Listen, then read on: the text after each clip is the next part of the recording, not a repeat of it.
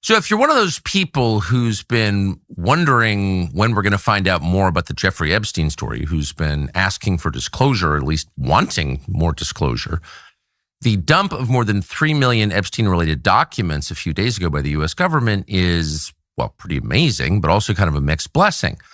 Because in that cache of material is a lot of tantalizing information. There's also a lot of stuff that's maybe not true. There's some stuff that seems kind of fantastical, and it's all there together. And you could ask yourself, well, why is that? Could this be an attempt to discredit the whole story by throwing nonsense in next to clearly true information? I mean, possibly. We can't know. All we can do is assess what's on the internet right now. So included in that document dump are a bunch of emails to and from Jeffrey Epstein, to and from people whose names we know, and in a lot of cases, people whose names have been redacted for whatever reason. We can't know why they were redacted. We can guess. There are text messages. There are videos. There are photographs. There are all kinds of attachments, documents, and there are also a lot of statements from anonymous people, some named people, that may or may not be true, including people who just called into some sort of tip line with information about Epstein, including statements from confidential human sources that may or may not have been taken under oath. Like, who knows? There's just a lot of stuff there, and some of it seems kind of ridiculous. Maybe it is, maybe it isn't. Some of it seems worth following up on. So how do we assess it? Well, that's going to take an awfully long time. Most people don't have the time. So we thought it would be interesting just to start with a very narrow slice of the material, and that's the emails and texts that we can be pretty sure were sent from or to Jeffrey Epstein that pertain to the question of food, specifically pizza. And that caught our attention immediately. Pizza, people talking about pizza, adults talking about pizza and pizza parties. Now, why did that catch our attention? Of course, because it evoked memories of this semi-forgotten story from about 10 years ago known as Pizzagate. That was a wild conspiracy theory thought up by like the QAnon retards on the internet. The conspiracy theory about Pizzagate. It sounded so absurd. And we're about to get into much more detail about what that original theory was and what it may have actually meant in just a second.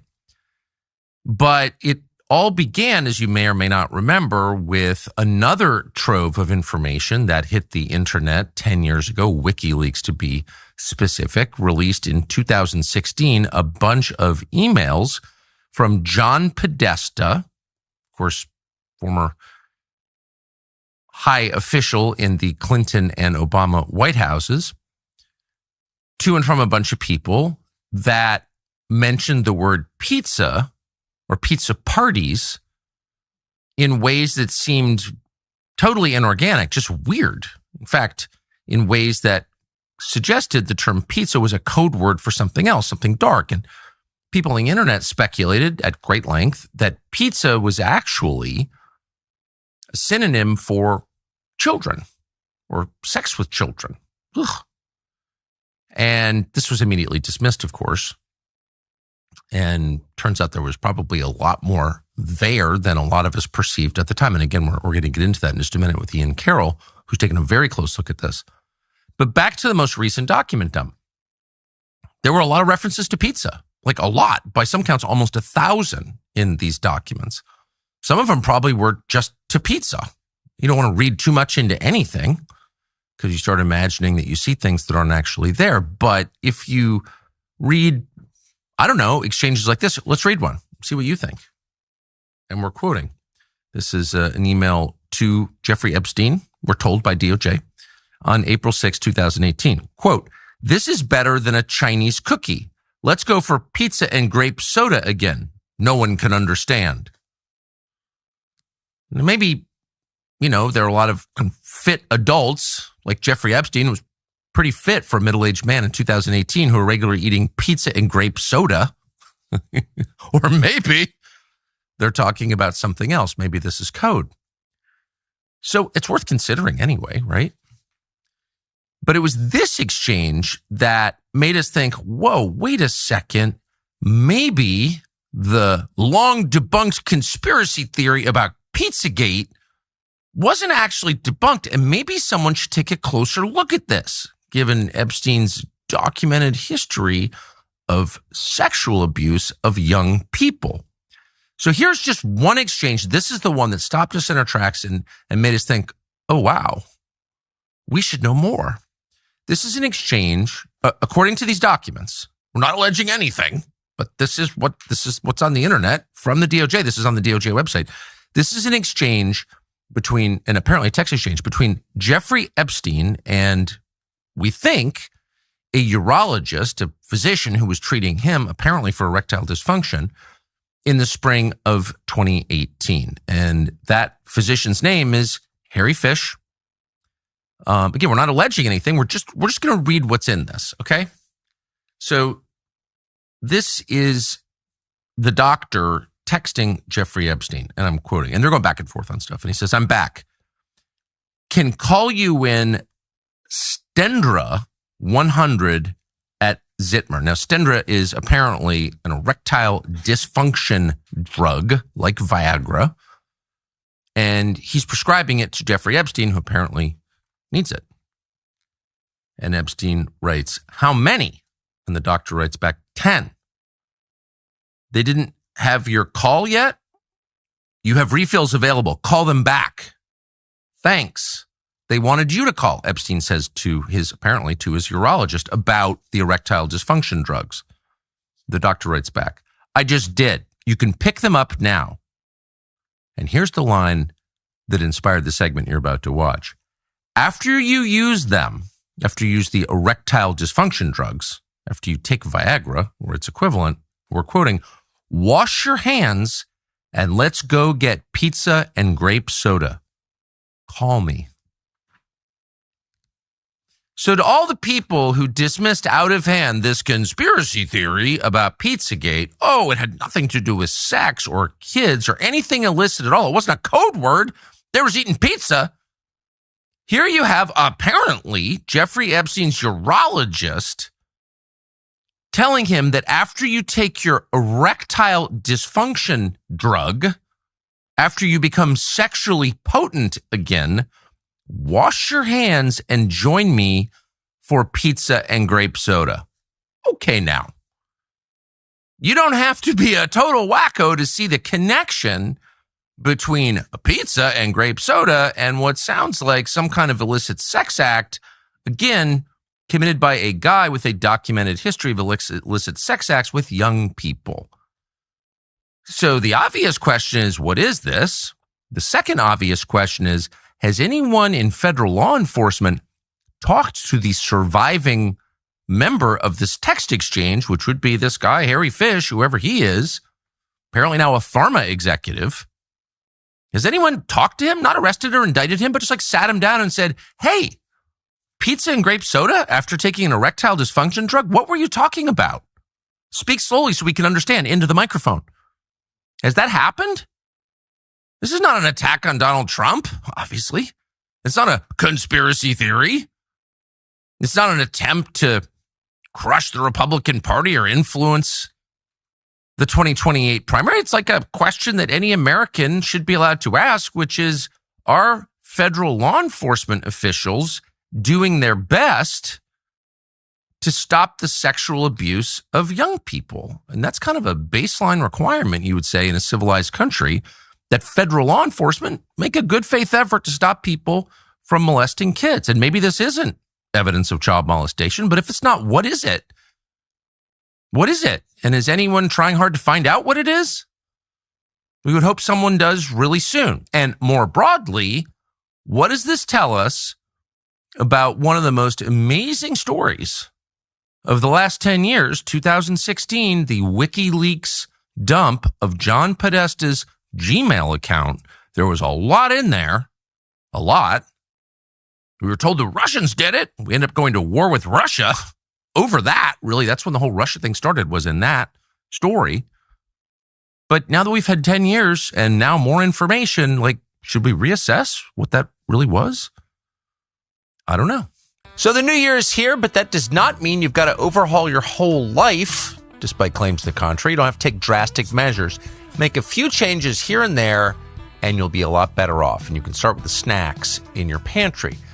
Now, products from standard American chip brands are, let's be honest, pretty repulsive, filled with chemicals that make you feel heavy and bloated. They don't even taste that good. They're not good for you. We recommend an upgrade with Masa chips. Masa is the easiest way to eat clean without feeling like you're on a diet. The chips contain 3 ingredients. That's it. Organic corn, sea salt, 100% grass-fed beef tallow, and that is it. No seed oils, no mystery chemicals, just food, actual food. And they're amazing, and you feel great after. You don't feel weighed down. We particularly enjoyed the Cobanero flavor lately, but they're all great. You want to give them a try? Visit masachips.com, M-A-S-A, chips.com/Tucker. Use the code Tucker for 25% off your first order, or you can click the link in the video description, or you can scan the QR code to claim this outstanding offer. Ian Carroll has been thinking a lot about this. We think he's meticulous and honest, and careful and responsible. And so we're really pleased, grateful, in fact, to have him join us now. Ian Carroll, thanks so much for doing this. Yeah, thanks for having me on, Tucker.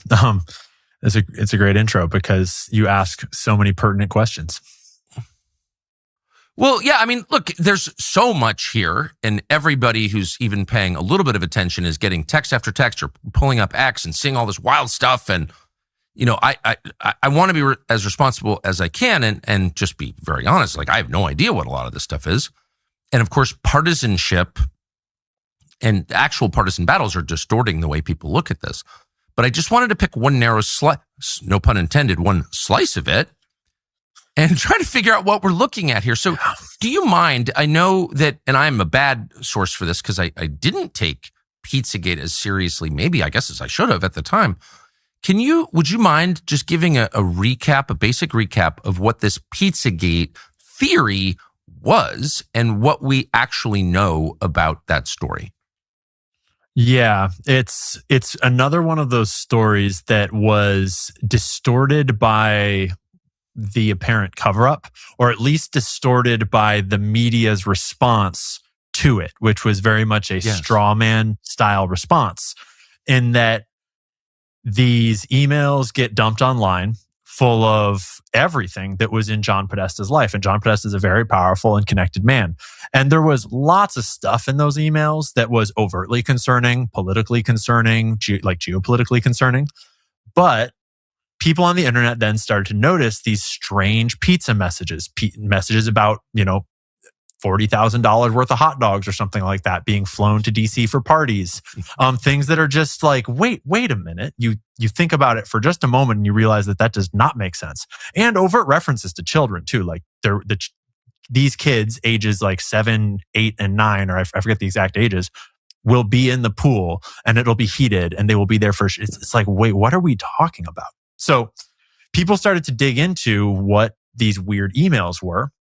And then they started to dig into the fact that there's certain pizza places referenced a lot, places where these people are going and hosting parties. They start to notice that this one pizza place in particular, Comet Ping Pong, which was a pizza place right in the heart of DC that was run by a very politically connected DC insider, boyfriend to the founder or owner of Media Matters. A bunch of strange coincidences. They start to notice all these strange coincidences around this pizza shop. And they noticed that the Instagram of this pizza shop is full of very disturbing images of children. Things like children taped to tables, things like commenters talking about rape and sexual abuse, things like comments about kill rooms, and just so much disturbing imagery on a public Instagram account for a public pizza place that has photos of like Obama having pizza at it. That in these emails, Podesta is talking about going and having, lunch at this pizza place with all these very high level political people. And it started to get very strange. And so Pizzagate itself spiraled out into a lot of questions and concerns and genuine investigation. But then it got distorted by the media response, which felt a lot like an immune response to a dangerous virus. And the media response then packaged up all of these very legitimate questions that never got answered, And it repackaged it as these crazy people on the internet think that Hillary Clinton personally is running. She's the top. She's the head of a satanic pedophile cabal. And the whole thing is being run out of the basement of this pizza place. That you see like the absurdity of the sort of wrapper they put around this, which no one was claiming that. No one was claiming that Hillary was running it. No one was claiming that it was all out of the basement of this pizza. They were just asking a lot of questions about very legitimate, strange things. And then a very weird event happened where, as the media is running this big kind of smear campaign on these questions, a guy conveniently walks into that pizza place with an AR gun and shoots the place up.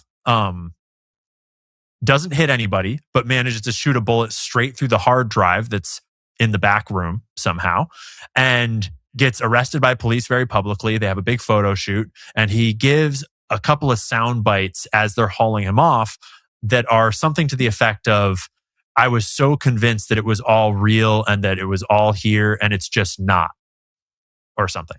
And so it's like, wow, that is sure convenient that, good thing that Hillary Clinton's not personally running a giant satanic pedophile ring out of the basement of this pizzeria, which no one was alleging.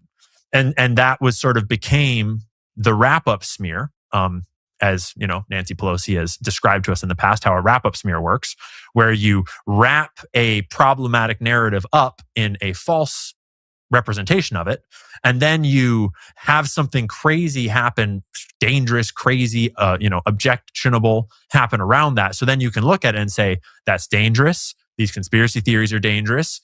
And anyone that engages in these conspiracy theories is dangerous. So we can censor them all off the internet because it's been debunked. Don't pay attention to the fact that the guy that owns the pizza place that has the images of children on their Instagram is the boyfriend of the guy that runs Media Matters, who is one of the primary debunkers of these things. So those are the sorts of weird things that happened around the breaking of Pizzagate. And no one ever got any answers. No one in government ever took it seriously.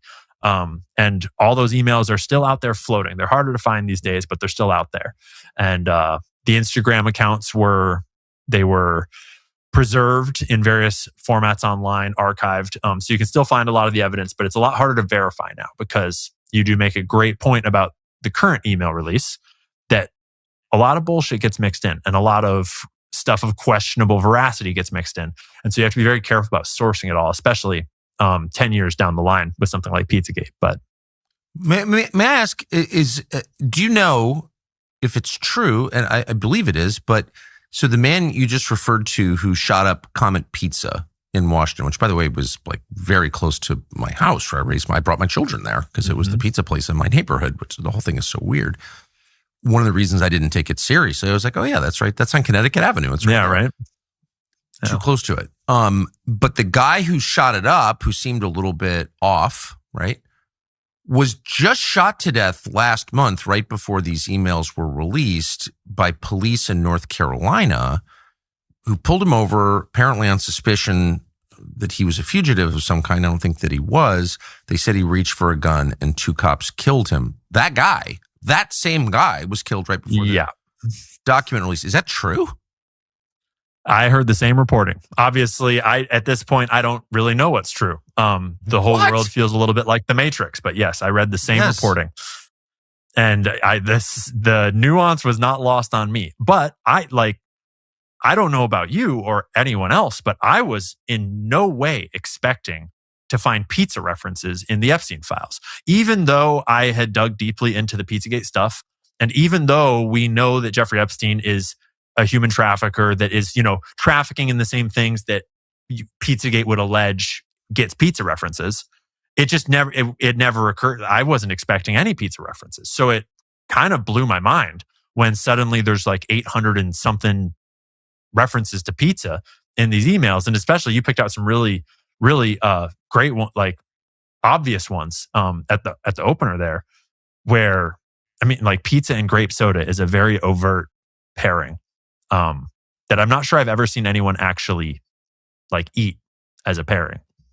Well, and also, I mean, these are people, well, first of all, in this exchange, apparently one guy's a physician and the other is Jeffrey Epstein. Yeah. And these are health obsessed people. These are people who talk about getting blood transfusions just to extend their lives.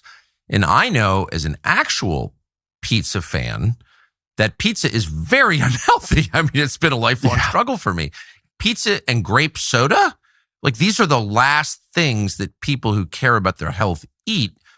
And these are, there's a whole class of people who are, well, vain for one thing, but who are very focused on themselves and their physical health. And it just sort of, I don't know, it's a lot for me to believe that the one thing that Epstein's friends and John Podesta's friends have in common is they both have a steady diet of pizza and grape soda. Like I just don't believe it. And not only do they have a steady diet of that, but they feel compelled to email each other about it with very weird verbiage. How many grown men email each other about getting pizza, or about how tasty the pizza was, or about how many slices you can slice a pizza up into, or how many people will be at the pizza party? Then there's another email in the current dump that is even, it stuck out to me because it has the word red hook in it, which at first I didn't have the context, and it seemed suspicious, the words red hook, where it was someone was emailing asking if another guy can go to Red Hook for a pizza meal later. And then in looking into it, it turns out that Red Hook is the address of where Jeffrey Epstein's Virgin Islands businesses are domiciled. It's on the marina where you would leave in the boat to get to his island. And so then it's almost weirder. Someone was emailing asking if another man can go to where Jeffrey Epstein's business is domiciled for a pizza meal at there's a lot of emails like that where people ask if they can use the apartment for a bit, or if we can go get pizza for a few hours or for 30 minutes. That's a Pizzagate reference as opposed to these emails. A lot of these times where they're using food language in ways that does not square with how food actually gets eaten or talked about ever. Most security systems operate like old-fashioned cable internet. They're installed in one place, they're tied to one address, and if you move or your job moves, you got to start over. But that's not how other people do it. Construction sites, ranches, large properties, they have a better way. They need cameras that are portable, not tied down to one location. Defend security cameras are the perfect solution for ordinary people to do this. With Defend, you own the camera. You're not renting it like a modem from a cable company, and you're not locked to a building or a Wi-Fi network. The job moves, well, then the camera moves with it. That's a better way to do things. No power lines or infrastructure of any kind is required. These run on cellular, like your phone. They're perfect for watching job site equipment overnight, livestock at your ranch, long driveways, outbuildings on your property. You mount it where you need it. You open the Defend app and you are set. You got clear footage, night vision, alerts straight to your phone. Defend never sells any data to anyone, not tech companies, not the government, not China. Plans start at about $5 a month. There's no contract. You can cancel at any time. Visit defendcellcam.com today. Defendcellcam.com. Has anyone been asked about this? I mean, is it, a lot of the people in these exchanges, or apparently in these exchanges, are still alive. Some of them are prominent people still, including apparently the doctor in this exchange. Do you know if anyone has just been asked in a straightforward way, what was this? Not since Pizzagate, as far as I'm aware. I mean, to be fair, it's all a little new. We're still in the first week here, but no, I don't know of anyone being asked directly about any of these references or about any of the more overt stuff for that matter. The other, very rich and powerful people that are caught with their pants down, so to speak here. A couple of people have issued apologies. A couple of people have, resigned from positions, but it's entirely underwhelming, the official response, because it's one thing for someone like you or me, journalists, to go and ask questions, which is good and should be happening. But that's not what should be happening. What should be happening is law enforcement should be at their door knocking and asking these questions. Like, we should have institutions that are there asking these questions and many more. This is a particularly interesting and dark thread when you really unwind it. But there's obviously all the other threads of just like, hey, you went to the island? Hey, you said you never talked to him, but you did. So, and none of those questions are being asked. We're being told that it's all a Democrat hoax, and that Kash Patel would arrest someone if there was anyone to arrest. So it's very underwhelming. Yeah, I mean, I always am suspicious of people who kind of jump ahead to things like arrest, conviction, incarceration, execution. Like, how about let's just start with an interview? And, I know a lot of people who've been interviewed by the FBI. I know hundreds of people who've been interviewed. Right. Well, exactly. But in the context of a federal investigation, it's not crazy to call somebody. In fact, it's common. It happens every single day. Happened to like every relative of every J6 prisoner got called in, sat down. Can we come talk to you? I mean, that's not weird. That's the beginning of justice. That's the first step in finding out what happened, punishing the guilty, exonerating the innocent, is having these conversations in the context of a federal investigation, like an FBI interview. And I find it very strange that none of this has happened. And so when you see people on television say, well, we don't have any evidence to indict someone, or, panel a grand jury, it's like, I don't know who talked about a grand jury. Why don't you just ask questions you're the FBI? And if they're not doing that, then you sort of wonder why. So so here's the bigger picture that you're qualified to provide and I'm not. The implication of this and a lot of other things in this file dump is that there are basically religious rituals, sexual in nature. That's very common through history. There were temple prostitutes for a reason. There are rituals involving children underway in the United States and the West, rich and powerful people sexually abusing young people. That is very hard for a lot of people to believe or metabolize, but it feels like that's not totally crazy. Like that happens. Does that happen? I mean, absolutely. It's so dark that it's hard for average people, regular people that are just trying to live their lives to even approach it. And even imagine, like, you cannot put yourselves in the shoes of someone so depraved. And honestly, like, regular Americans can't even put themselves in the shoes of a millionaire, let alone a billionaire, because they're just trying to pay their bills and they can't, because the billionaires are, these billionaires at least are doing certain things that are messing everything up. But so it's so far removed from our regular experience that it's hard to understand and believe. But it is, I mean, there's been good evidence of elements of that in various kind of fringe investigations for a long time. And I don't say fringe to mean they're unreliable. I mean fringe to say that they just never get traction with the mainstream media for whatever reason. Right. But it's right there in these emails and in these files. And it's not entirely clear what all of it means, but there's very overt references, there's covert references, and there's just mounting, because people are still digging through them. These are millions of files and no effective way to sort through them the way that the DOJ put them out. And so the evidence is mounting more and more that we have everything in these files from people that were turning a blind eye, which is also reprehensible, people that were adjacent and complicit, people that were directly complicit, people that were straight up evil and disgusting, and then people that venture into the demonic or the truly depraved. And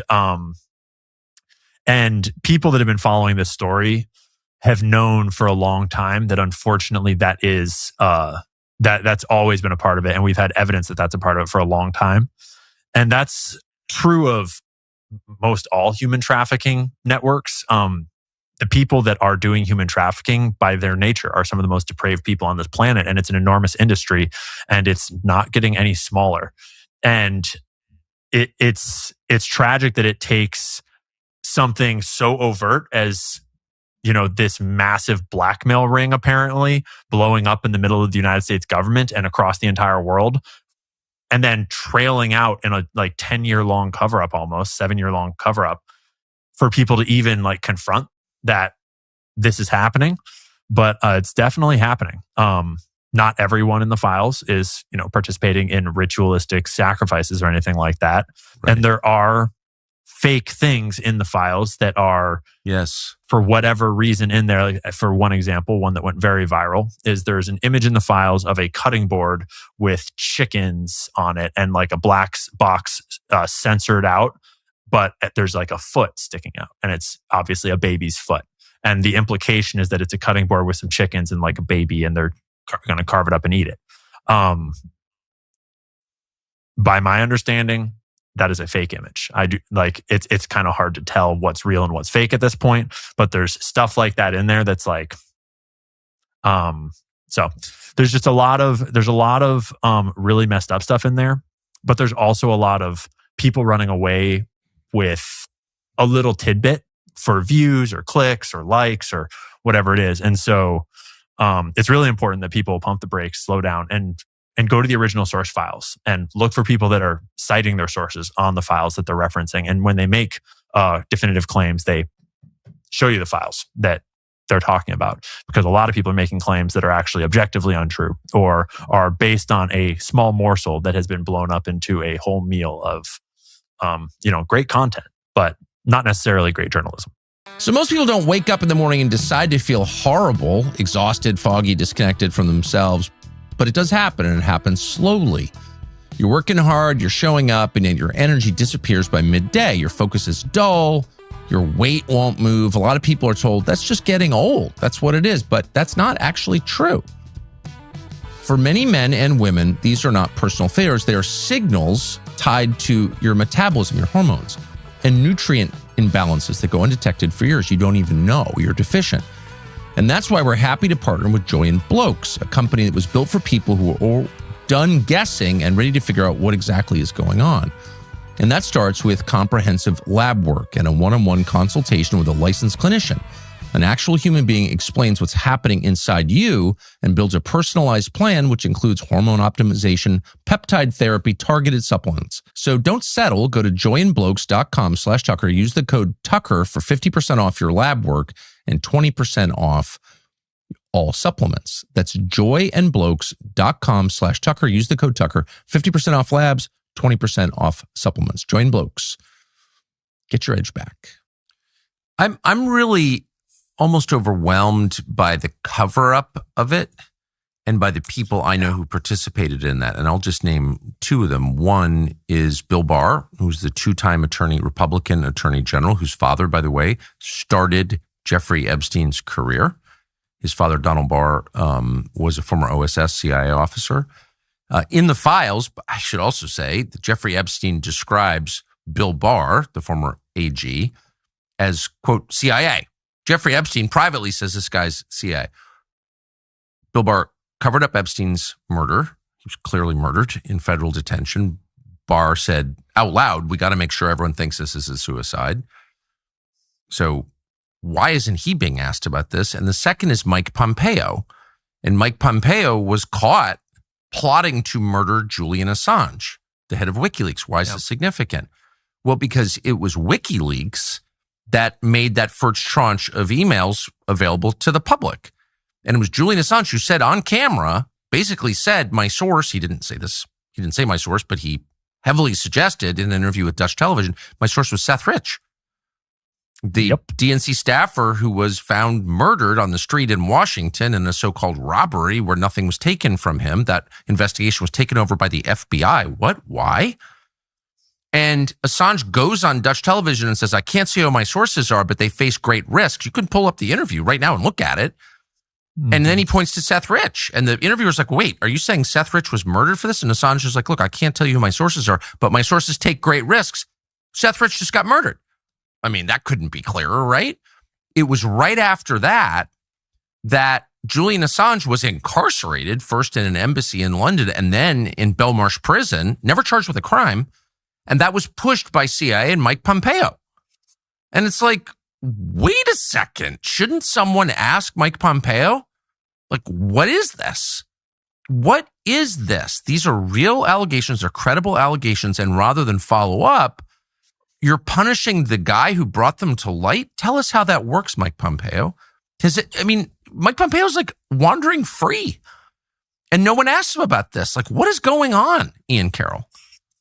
Every time I talk about this story, every aspect of the story from Pizzagate to Epstein, everything in between, I always have to try not to get angry because when you think about, especially for me, the cover up, it makes me so furious how regular Americans are going to jail over like smoking a joint, or going to jail over like paying taxes that are getting sent overseas anyways, or going to jail over a parking ticket they can't afford, whatever it is, this madness in this country where we are lawfared to death, but these obvious criminals and these people that we at least have obvious questions for are just walking free. And you bring up two really great points that, I mean, in both cases, I think it's obvious that those actions are being taken on behalf of whatever criminal organizations or happenings are being exposed. For example, in those email dumps that Seth Rich probably leaked, because it wasn't just Pizzagate stuff. It was also all sorts of Benghazi stuff, all sorts of Hillary Clinton stuff, all sorts of other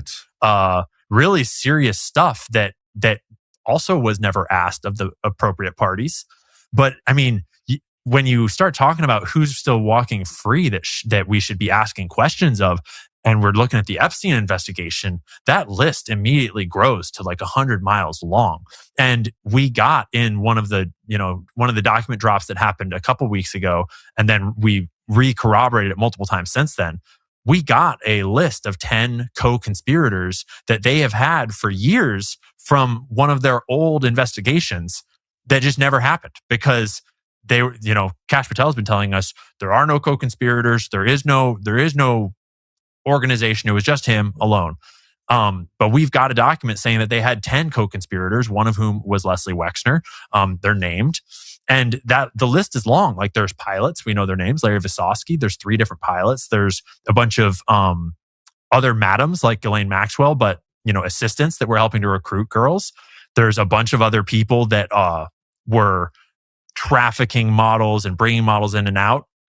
There's just this there's an enormously long list of people in various roles all around Epstein that we know full well were at the very least deeply suspiciously involved, where they should be asked some very serious questions.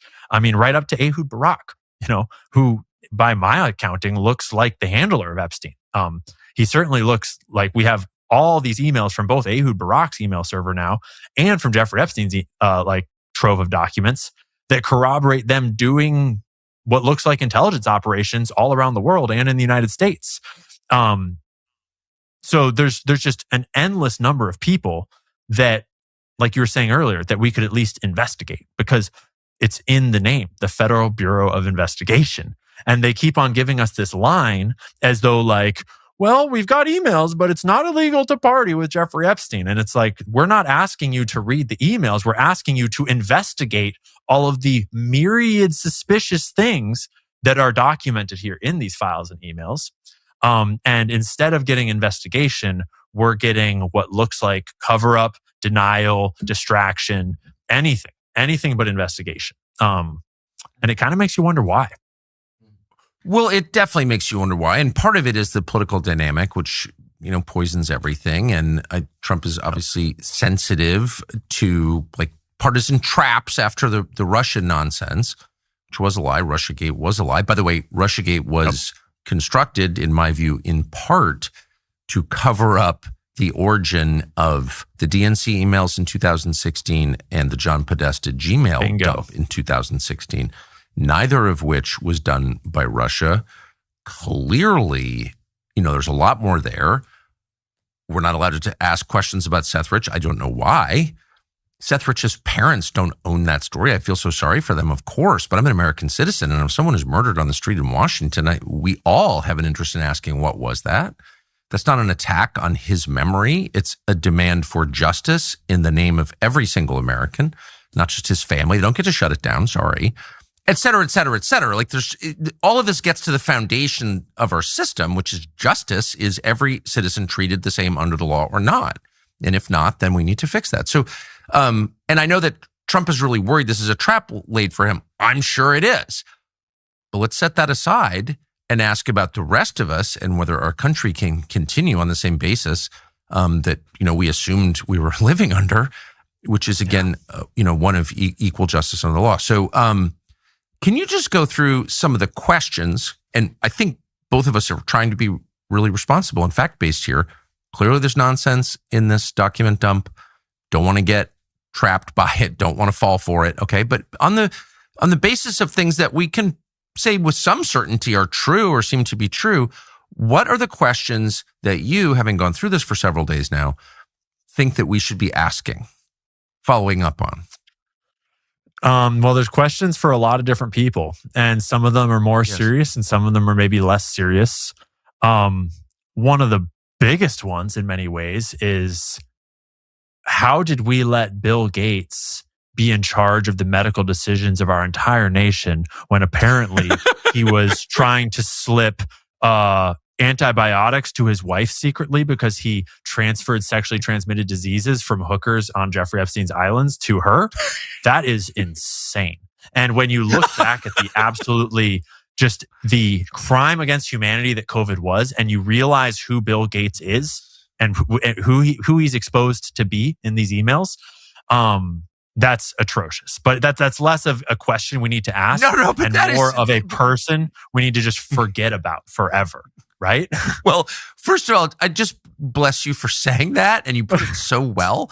This is the guy who is making health decisions for the entire world, and apparently from these emails, he's trying to slip a drug into his wife's drink because he infected her with a venereal disease from a Russian hooker. So yeah, I mean, that's just amazing. Thank you for saying that. It's amazing.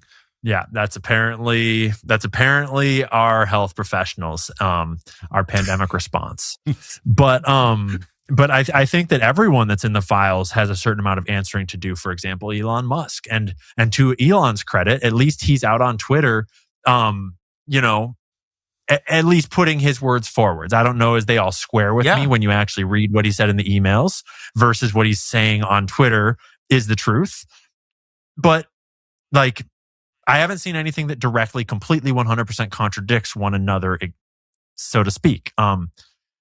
So there's reconciliations of, because that, for people that don't have the context, there's a bunch of emails of Elon Musk trying to sort of organize going to party with Jeffrey Epstein, and explicitly saying, no, I want to go to a wild party. I'm not trying to have a relaxing vacation. I'm really stressed. I want a wild party. No big deal if it's a bunch of young girls. But also it doesn't appear that they ever actually managed to make that connection happen for a party. They kept missing each other. He did have lots of meetings with them. So there's those sorts of reconciliations that need to happen. And then there's the overt lies, like Peter Thiel's connections to Jeffrey Epstein that have repeatedly been a moving goalpost of, I kind of knew him and I was kind of introduced to him, to like, actually, you've got a whole bunch of emails with him. Actually, he funded your venture capital firm with hundreds of thousands of dollars. Actually, clearly, this relationship was much more extensive than you displayed at first. The same is true of Howard Lutnick. Howard Lutnick, who, is the Commerce Secretary right now, neighbor of Jeffrey Epstein, is on video in interview explicitly saying that I met him once way back and I immediately knew he was a creep, and me and my wife had to go, and we never talked to him ever again, never saw him, whatever. That's not true. He's in the emails, obviously, like he took his family to the island. They were hanging out together. They were going to parties together. So there's a whole spectrum of scandal for various people that I think needs to be answered for individually. And then there's sort of the collective government answering that needs to be done for the current administration and all of the various, because, let's be clear. The partisanship, it is so past time for partisanship right now. This is an American issue. It's not a left or right issue. It's not just a Trump issue. It's not just a Bill Clinton issue. It's an everyone issue. It's a corruption issue. And if there's anything that should bring Americans together, it is harm to our children, and it is subversion of our nation using the harm of those children. And there's a bunch of people in Trump's circle and around him that are very much implicated in these files. There's obviously a bunch of Democrats that are super implicated in these files. Everyone all around Clinton himself, insanely implicated. So it's not about which side is which. It's to me, the question there is, it's about our government institutions answering to how have you let this corruption seep in and rot this out at its core. And in many ways, I think the heart of who needs to answer for that is our law enforcement institutions, our FBI and our DOJ. And I can't think of anybody who I'm more disgusted by right now in our government than Kash Patel and Pam Bondi for their gross misrepresentation of what this is and their blatant moving of goalposts on the way here. And what to me, in my opinion, looks like direct obfuscation of, now that we've seen these files, now that we've read these documents, go back and rewatch what Pam Bondi said, what Kash Patel said, what Dan Bongino said about how there's no evidence that he trafficked girls to anyone. There's no evidence that he worked with anyone in any big conspiracy. It's mind-blowing that someone see these files and we don't even have them all yet. And that's what you would come up with. And to your last point, we don't have them all yet. My understanding is so a little over 3 million, I think, documents. However, that's measured. They're not documents. They're digital images, but whatever. But that there are 1 million or more than 1 million more. This is like one tranche in a series. It's a little unclear. We were told that they had over 6 million. And so now that we have 3 point something million, speculatively, there's several more million to go. But we don't really know, as far as I'm aware, exactly what they have. And one thing that I think we're at a time where it's important to remind the American people, because a lot of people actually didn't follow this story for a long time. A lot of people didn't read the literature that's been written on the case in the past. And a lot of people don't realize that it came out in the Ghislaine Maxwell trial, sworn FBI testimony, like the testimony of FBI agents. It came out that when they first raided Jeffrey Epstein's home, and they found all those binders with all of those CDs in them that we now have photos of like CSAM did not scan, CSAM did not scan. We've got all the binder photos with all the different little photos in it. They at first found those binders and all those CDs and all those drives, and they photographed them all and did not take them with them because it was not within the scope of their warrant. They left all of that material there with Jeffrey Epstein's staff at his place. And then they later asked them to send it to them, and it was sent to the FBI by Jeffrey Epstein's people. And they had no way to corroborate if any of it was untampered with, basically. They didn't even raid several of his properties. And some of the properties that they did raid, they basically had advance warning, namely the island. So it's important to remember that A, we don't have all the documents that they actually do have yet. But B, the actual documents that they do have is built on such a pathetic original collection of evidence. Not because like all the FBI agents were corrupt and didn't want to do it, but because something in the system, something in the nature of how this thing was protected, prevented any real acquisition of evidence where maybe they could have gotten, I'm sure they could have gotten a lot. But you're not going to get a whole lot when you raid the pedophile's mansion and say, hey, would you send me all your hard drives in a week? I would love to take a look at them, right? And so that when that came out in the Ghislaine Maxwell trials a couple of years ago, it was just sort of like a big slap in the face to the whole idea that we're ever going to get any real justice here. Kind of reminded me of like MK Ultra, of what we have from the MK Ultra documents is mind-blowing and messed up and completely unbelievable. But people often forget that actually Dick Helms our understanding at this point is that Dick Helms burned and destroyed well over 90% of the actual files that once existed about it. So we're dealing with a slice of a picture at this point. MK Ultra, approaching 60 years ago, this stuff is like, some of these files are 7 years old. And the people engaged in these colloquies are still around. And by the way, I know some of them. Which gets to the other point, which is like, how was Jeffrey Epstein at the center of everything, every global story? He was going back and forth on Libya. He was going back and forth in the global financial crisis. It's like there's really he was deeply involved in the global financial crisis. He was actually selling CDOs. Okay, so can you just? I mean, there's so much here, and I hope when I'm, we're in the same place. We can go through this in much greater detail. But can you just tell us what we know about that Jeffrey Epstein's involvement or intersection with the global financial crisis? What's that?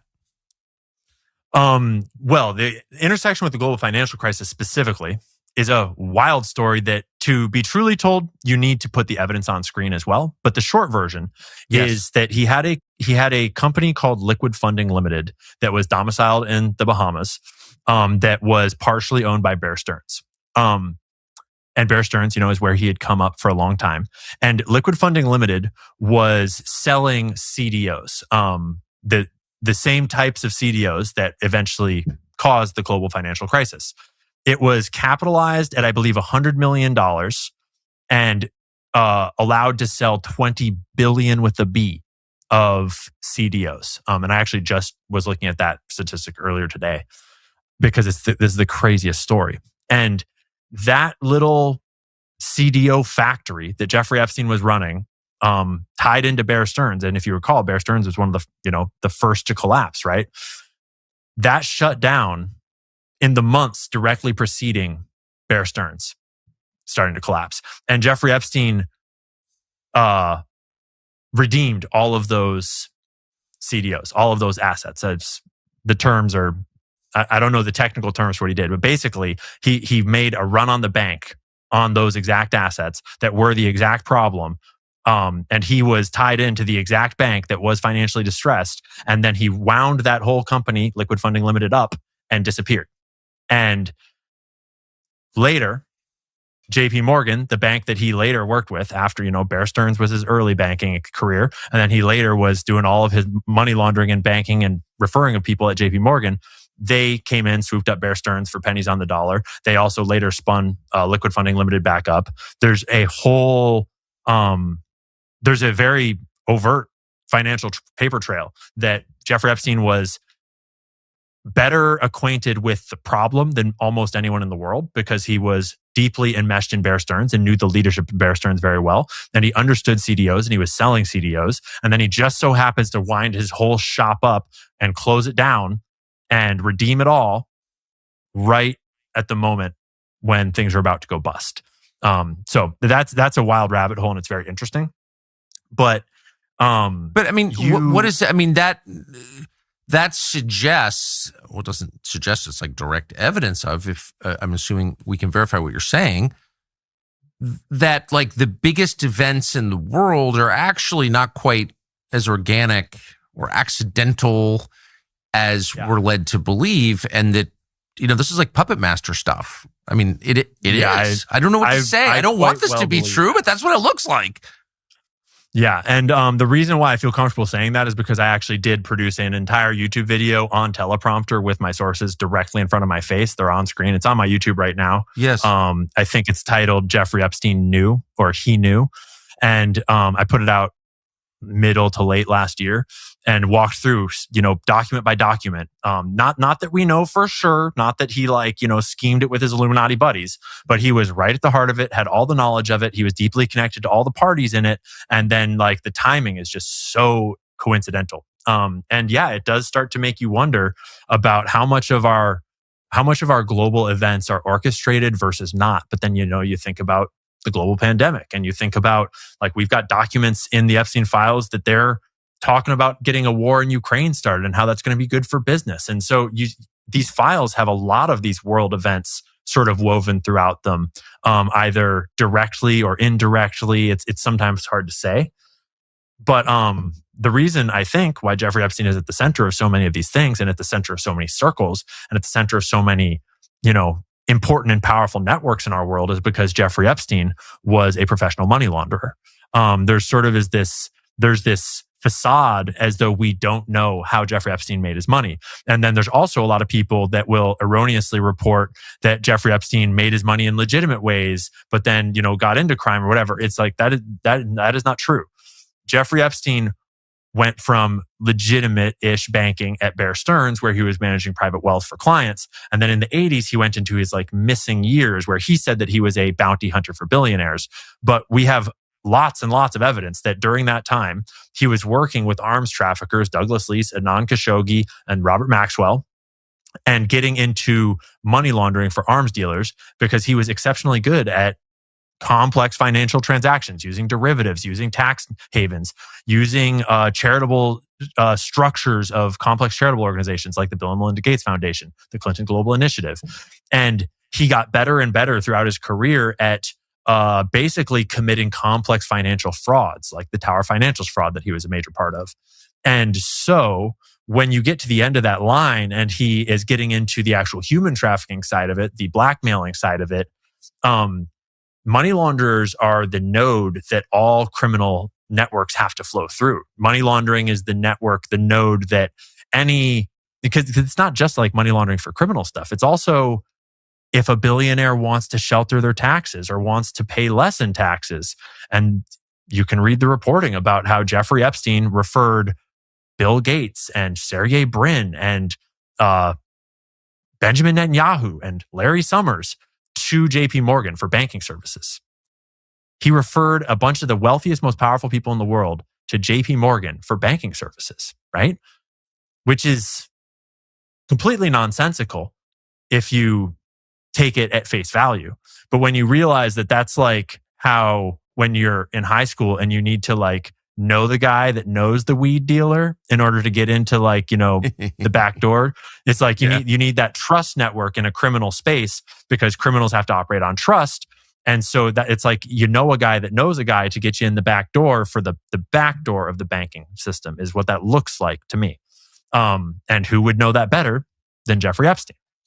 And so there's this false narrative that we don't know how he made his money. We don't know what the network, we don't know. And what that means is that those people have not read what we do know. And there's a lot we still don't know. But how Jeffrey Epstein made his money and why he was at the center of so much is not the great mystery that it once was anymore. So here's my big picture concern is that, all these, our country and the entire West, the structure is representative democracy, some version of that, like the people rule. And it is therefore, these are all voluntary systems. Like people participate in the system, they pay their taxes, they obey the law, they vote, they abide by the results of those elections. Like all of this is just voluntary because we all believe that despite corruption and imperfection, the systems themselves are legitimate. They're kind of run on the basis of what they tell us they're doing. Like this is all for our benefit. If people decide that like it's all fake, it's all totally corrupt, our welfare has nothing to do with why these systems are running, it's all like a scam, I don't know, like what happens then? When you know this much about the corruption, can any of these systems continue? And I should just say, for whatever it's worth, it, I like a lot of these systems. I grew up with them. Like I'm for democracy. I'm for, transparent justice and all that stuff. I'm not for tearing it all down, but I'm starting to wonder, like, can any of this keep going now that we know a lot of the truth? Yeah, that is the $1 million question. And think, so I'm 33 years old right now, and I'm sort of the 9/11 generation. And I shudder to imagine how a 21-year-old must feel today, or a 15-year-old must feel today, because even at my age, as sort of like a still younger kind of adult, moving into like my generation is supposed to be moving into leadership roles and moving into positions of taking on the mantle of like leading our country in the next 5 to 10 years. And we all grew up in this world where the first thing we knew as like young thinking adults was 9/11. And every event since then has felt like a facade. It's all felt like lies. It's all felt like deception. And it's culminated in this moment where we get this massive dump of information that just explicitly tells us that all the way back to Bill Clinton's presidency and even before in a lot of ways, our government has been blackmailed on behalf of a foreign, malign, malignant sort of an interest that then when we all see in 2019 that this guy gets charged, they get all this evidence, it is now 2026. That is 7 years of the American government doing absolutely nothing with this case, not prosecuting anyone except for Ghislaine a little bit, not asking any questions, no investigations, no. We're told that this is America. We're told that this is, the greatest country on earth, and what you would expect then from any decent country or any decent person, if you shrunk this down to a smaller kind of a frame of reference, is you would expect that you deal with it. You deal with it. You don't let people abuse children. You don't let people blackmail your politicians. You don't let people control your financial networks through coercion and bribery and control like this. And so when people in their 20s and 30s and everyone of every age sees that for decades now, our nation has been co-opted from the inside. And then when they find that co-option and then still nothing is done, in fact, it's actually actively covered up for almost 20 years now since the initial sweetheart deal. Yeah, I don't know how you come back from that.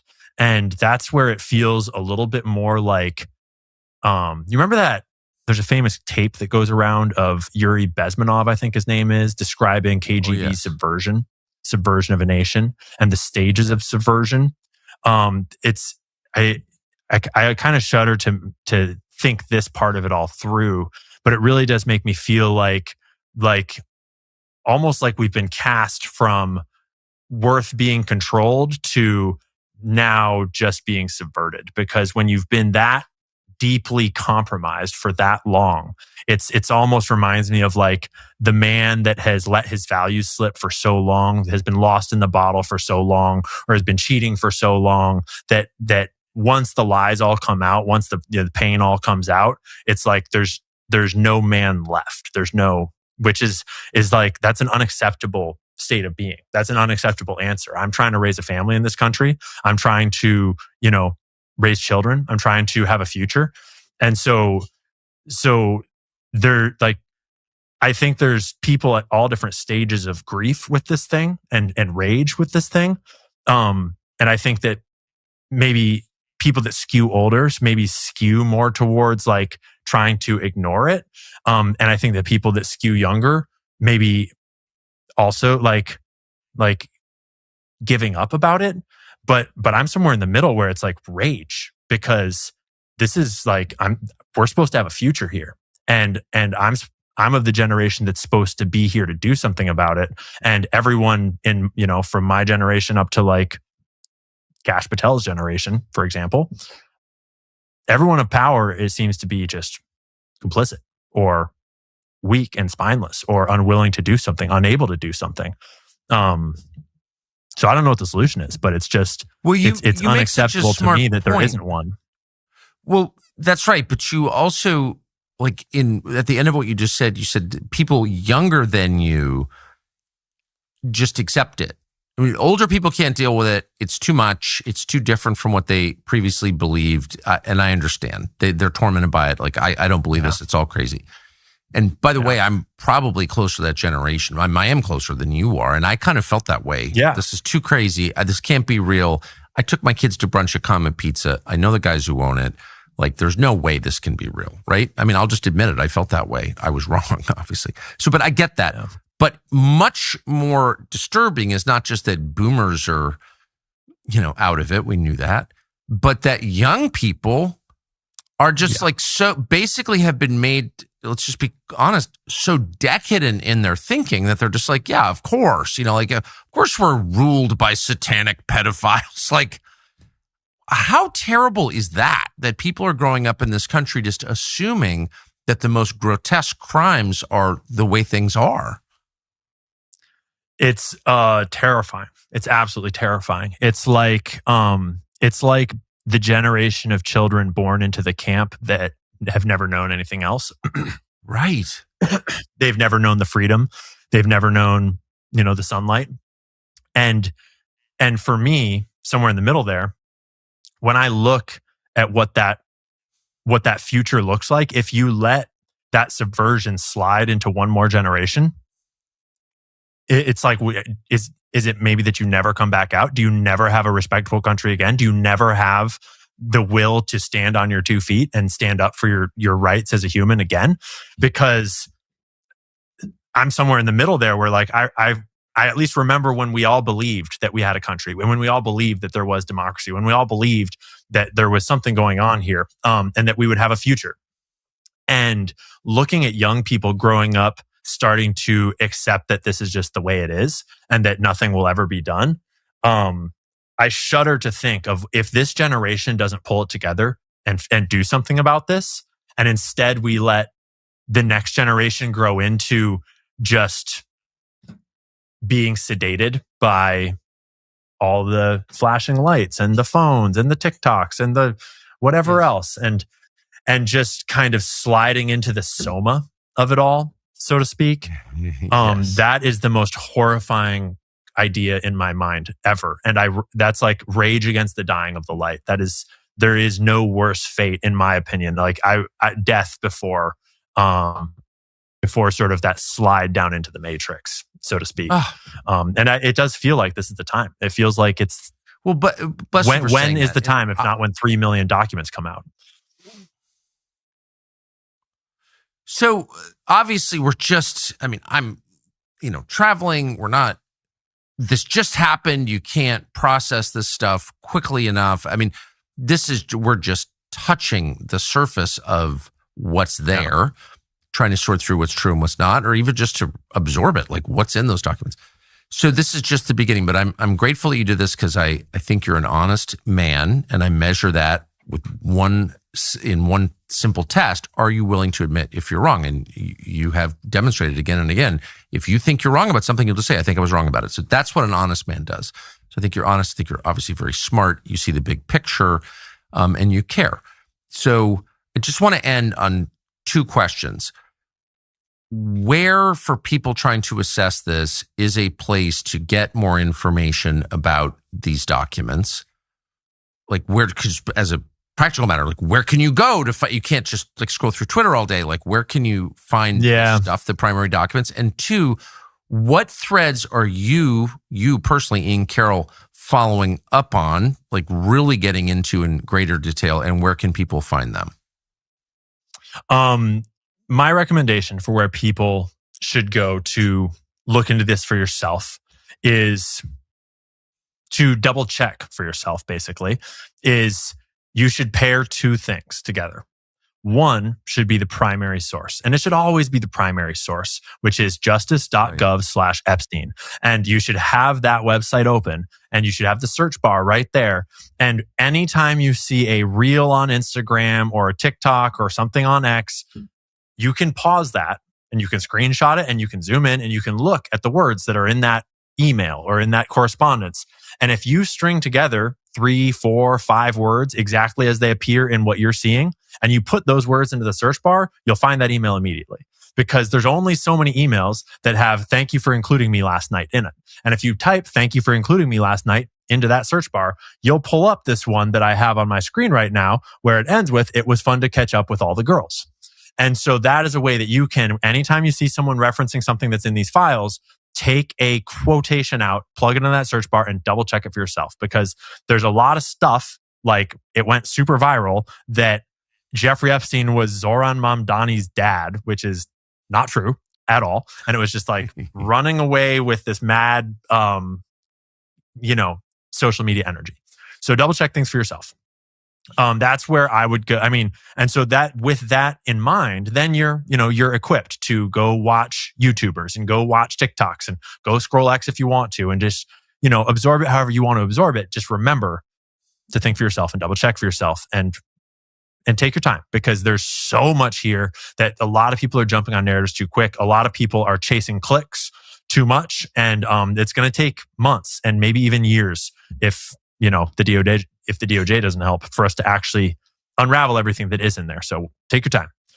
As for me, I'm actually working on a tool designed to help everyone do this. We're naming it Webb after Gary Webb, and we're going to give it out to everybody, where we're just going to put all the documents in and cross-reference them all. We're kind of like using a bunch of complex AI because I wanted to do it. And my buddy was like, hey, we can build that way better. And so basically building a tool where instead of just having a search bar, you can have conversations with all the documents, but actually have them primary sourced right there. So that when you want to know what's in the documents, you can get summaries of them, you can ask questions about it, you can search them all, but actually have the original primary sources there. So that's actually what I'm kind of like diving into really hard this week, because it's, I can search for the word pizza and pull up 851 results and open them one by one all day long. But ultimately, this data set is just way too vast, and we need to make tools that let journalists dig through it in complex ways. Because obviously the DOJ wanted it to be, let's say that I suspect that the DOJ was not very interested in making them very accessible, as noted by them not giving us zip downloads to even download them with this time. So trying to make them more accessible for myself and others. Can I suggest a thread, for a younger, more energetic man to follow up on? Absolutely. And that's Epstein's fixation on genetics and biotechnology. Yeah. And it's very clear to me, well, much is not clear to me at all. And I don't understand this category very well. I'm not a scientist, a geneticist, but I have noticed, not just with Epstein, but with a bunch of people in Epstein's orbit, there is a fixation on genetics and changing genetics and improving people and cloning and on really eugenics. Kind of tampering with the material of life in a way that someone who believed he was God would, or someone who's involved, in the supernatural would. I mean, there's really heavy stuff here, and that really, really matters. And I have not seen anybody go into that in a methodical way at all. Yeah, I absolutely agree. There's a bunch about genetics, and there's actually some stuff about transgenderism in there yes. That's very fascinating, and tend to look into that. And then one other thread that you remind me of that I've been digging into actually for a couple of years now, and then was just producing more on because there's a bunch more on it, is his Hollywood media connections through this woman named Peggy Segal. She is one of Hollywood's most famous madams that had her book of contacts that was getting Epstein into all these parties. And she's one of those nodes of this connection, this network that was immediately pushed to the side and hidden in the shadows. Like she was blacklisted from all of Hollywood immediately. And I am very suspicious about why that was and why that still is. And so there's just loose threads in so many directions. And I kind of get led by what's the most, like, for example, the genetics, what's the most like messed up or scary or sketchy direction that he's going. And then the other thing that kind of pulls me in a direction is what's the most, where's the dig that looks like there's the most in it about whatever topic. And so those are two that very much have my attention. Ian Carroll, thank you for taking the time to do this. Again, we're just at the very beginning, but I felt like a lot of us, maybe all of us, are being manipulated in the way that we respond to these files. Clearly we are. And so I just wanted to stop and reorient what do we know is true at this early time and how should we be thinking about it. And as usual, you just delivered. So thank you. Thanks a lot, Tucker. Appreciate it. Yes, we know the cornerstone is Christ alone, our hope now forever.